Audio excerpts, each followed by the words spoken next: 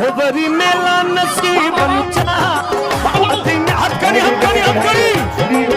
वरी मेला नसीबन जा मेला नसीबन जा ये मेला नसीबन जा मेला नसीबन जा।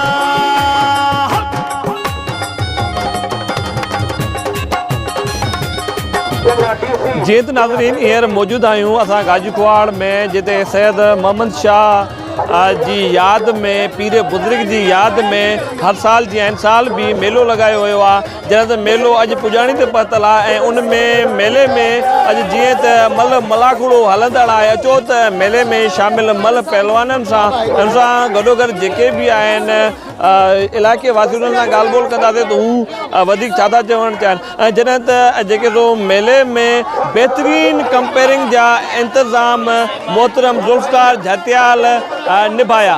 साईं सिंधीअ में चवणी आहे त बबुरनि बिना मेलो कहिड़ो मलनि बिना मेलो कहिड़ो। मल सिंध जी सकाफ़त आहे ऐं असांजा अदीब लेखक ॿुधाइनि था त मुंहनि जे दड़े खां बि आगाटी मल जी तारीख़ आहे।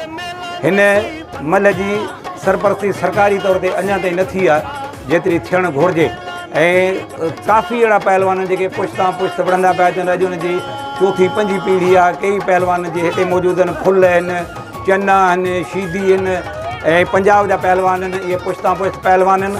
हीउ मेलो गाजीपुर में मूंखे जेतिरे क़दुरु यादि आहे 25 सालनि खां हिते ईंदड़ आहियां ऐं इन ज़ोर शोर सां ई मेलो थींदो हुजे पियो। हितां जे अवाम खे हितां जे मौजूदीन खे हितां जे सहाफ़ियुनि जो तमामु थोराइतो आहियां जो तमामु सहकार रहियो आहे। हितां जे मोतबर शख़्सियतुनि जो सुठो सहकार रहियो आहे। ख़ासि तौर ते असांजो ग़रीब अवाम आहे उन जी वॾी पंहिंजी सपोर्ट आहे।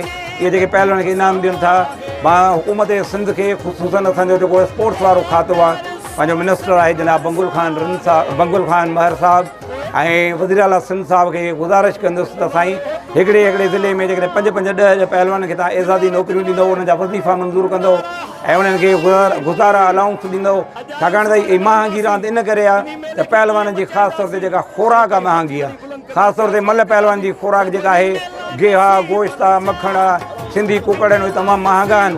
तंहिं करे सरकार खे असां अपील कंदासीं असांजो तमामु प्यारो वज़ीर आला आहे साईं सैयद मुराद अली शाह साहब रांदियुनि जो वज़ीर आहे गवर्नर सिंध आहे उनखे अपील कयूं था त ख़ुदा तव्हां पहलवाननि जी हौसला अफ़ज़ाई कयो पहलवाननि खे एज़ादी नौकरियूं ॾियो जीअं क्रिकेट वारनि खे आहिनि फुटबॉल वारनि खे आहिनि हॉकी वारनि खे आहिनि त हीअ मल असांजी बची पवंदी ऐं मेला हमेशह वधीक नमूने सां थींदा। महिरबानी।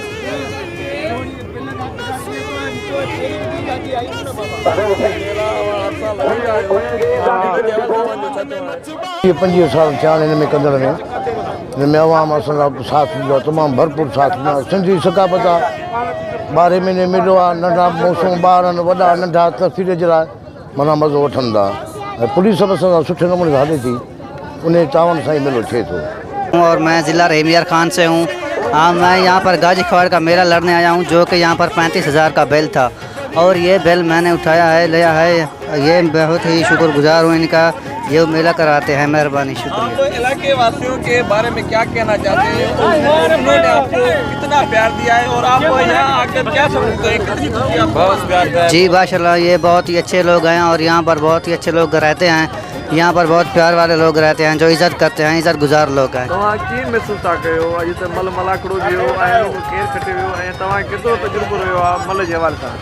साईं असांखे काफ़ी अरसो थी वियो आहे मल जे हवाले सां तक़रीबन 14-15 साल थी विया आहे। अॼु मलाखड़े में बहुत वॾो मुक़ाबिलो थियो जंहिंमें काशिफ होत 2 पहलवान दसे कामयाबु थियो।